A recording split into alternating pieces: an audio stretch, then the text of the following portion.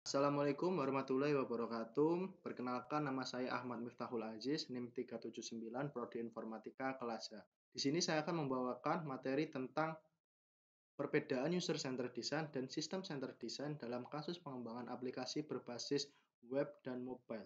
Terlebih dahulu, apa itu user-centered design? User-centered design adalah metode dalam suatu perancangan desain yang berfokus pada kebutuhan user. Aplikasi yang dikembangkan melalui UCD atau user-centered design akan dioptimalkan dan fokus pada kebutuhan end user sehingga diharapkan aplikasi yang akan mengikuti kebutuhan user dan user tidak perlu mengubah perilaku untuk menggunakan aplikasi. Kemudian dalam user-centered design, kita menggunakan data-data yang sesuai dengan apa yang diinginkan user dengan beberapa metode. Yang pertama, metode observasi, kedua, metode wawancara, dan yang ketiga, metode kuesioner. Dalam user-centered design, melalui beberapa tahapan untuk penerapannya. Yang pertama, understand context of use, yang mana perancang sistem harus mengerti konteks kegunaan dari penggunaan sistem seperti siapa yang akan menggunakan aplikasi tersebut, untuk apa mereka menggunakannya, dan dalam situasi apa mereka menggunakan aplikasi tersebut. Dan yang kedua adalah spesifikasi user requirement. Pada proses ini, perancang harus dapat menentukan kebutuhan user di dalam bisnis dan tujuan yang akan dicapainya. Dan yang ketiga adalah design solution. Proses perancangan akan melewati beberapa tahapan mulai dari konsep dasar, prototype hingga desain lengkap. Dan yang keempat, evaluate against requirement, yang mana evaluasi akan dilakukan dengan melibatkan user yang akan menggunakan, dan evaluasi dilakukan mulai dari satu proses dan dilanjutkan ke proses selanjutnya. Oke, saya akan memberikan gambaran atau contoh setiap masing-masing dari tahapan dalam penerapan user-centered design. Yang pertama adalah pembuatan website SMPN 1 Sekayu. Yang pertama, understand context of use-nya, yaitu adanya sebuah permintaan dari para pengguna akan fasilitas chat yang bisa digunakan untuk berkomunikasi ke sesama pengguna. Kedua adalah adanya forum komunikasi untuk tempat berdiskusi antar siswa dan guru serta orang tua sehingga tidak terikat oleh adanya waktu. Dan yang ketiga adalah pengguna juga menyarankan agar terdapat fasilitas e-learning. Kita masuk yang kedua, yaitu spesifikasi user requirement.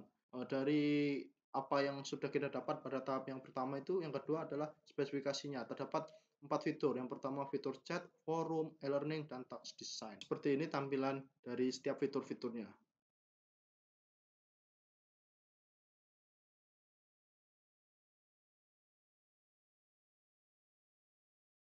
Oke, yang ketiga yaitu adalah design solution. Berikut tampilan design solution dengan beberapa menunya. Yang pertama ada download, search, chat, dan lain-lain. Dan yang keempat adalah evaluation against requirement. Setelah melewati black box testing, usability testing, dan testing lainnya dengan nilai atau angka yang baik, maka diperoleh tampilan seperti ini. Dua, ada pembuatan aplikasi pencari gedung. Sama seperti dengan pembuatan website, hanya saja isi, ide, atau konten-konten yang diinginkannya berbeda. Yang pertama, understand context of use. User menginginkan adanya pencarian gedung di sebuah kampus dengan tampilan kurang lebih seperti Google Maps yang sudah familiar mereka gunakan. Yang kedua, spesifikasi user requirement-nya. Terdapat beberapa fitur. Yang pertama, lihat daftar gedung, info gedung, simpan rute, dan lain-lain. Yang ketiga, berikut merupakan tampilan desain solution yang didapat melalui berbagai tahapan. Dan yang keempat, ini merupakan tampilan dari black box testing yang semua menyatakannya valid dan berjalan sesuai dengan yang diharapkan. Oke, kemudian kita masuk tentang apa itu System Centered Design. System Centered Design adalah proses mendefinisikan komponen, API, table, database, dan lain-lain untuk sistem untuk memenuhi persyaratan fungsional dan non-fungsional yang ditentukan. Kemudian, apa aja sih persyaratan fungsional? Persyaratan fungsional untuk pembuatan websitenya yang terteranya itu ada download, komentar, chat, search, dan lain-lain. Kemudian persyaratan fungsional dari pembuatan aplikasi pencari gedung yaitu ada search, petunjuk arah, simpan rute, dan lain-lain sebagainya.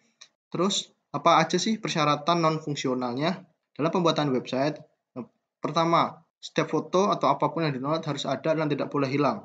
Yang kedua, seharusnya tidak ada waktu henti untuk mengaksesnya. Yang ketiga, sistem mudah digunakan, dan keempat ya, dan lain-lain. Kemudian dalam pembuatan aplikasi pencari gedung, yang pertama, setiap pencarian yang dilakukan harus mengarahkan ke gedung yang benar. Yang kedua, seharusnya tidak ada waktu henti untuk mengaksesnya. Dan ketiga, sistem harus mudah digunakan, dan lain-lain. Kenapa sih kita membutuhkan itu adanya sistem centered design? Yang pertama, skala sistem harus dapat diatur dengan mudah, yang mana harus dapat menambahkan mesin baru atau menambahkan ukuran mesin apabila diperlukan. Ini terjadi ketika jumlah pengguna mulai bertambah banyak. Yang kedua, Sistem seharusnya tidak memiliki waktu henti. Setiap permintaan ke server tidak boleh gagal. Ketiga, sistem memiliki latensi rendah. API harus cepat. Yang keempat, beban harus didistribusikan secara merata di semua server, dan masih banyak lainnya. Berikut alur centered design pada aplikasi berbasis web maupun mobile.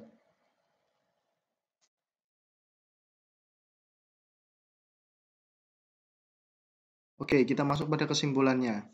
User-centered design berpusat dalam hal pengalaman user dalam menggunakan aplikasi yang dibuat tanpa harus merubah perilaku dalam setiap aplikasinya. Jika sistem centered design lebih berpusat bagaimana sistem yang ada dapat berjalan semestinya, tanpa error, buffering yang lama, atau hal-hal lain yang mengganggu. Jadi, user-centered design dan sistem centered design itu menurut saya saling berkaitan dalam pembangunan aplikasi yang baik dan ramah pada penggunanya. Contoh yang sudah banyak atau dikenal masyarakat yaitu Instagram, Facebook, WhatsApp, dan masih banyak lainnya. Cukup sampai di sini presentasi yang saya sampaikan. Semoga apa yang saya sampaikan bermanfaat. Bila ada kekurangannya, saya mohon maaf. Wassalamualaikum warahmatullahi wabarakatuh.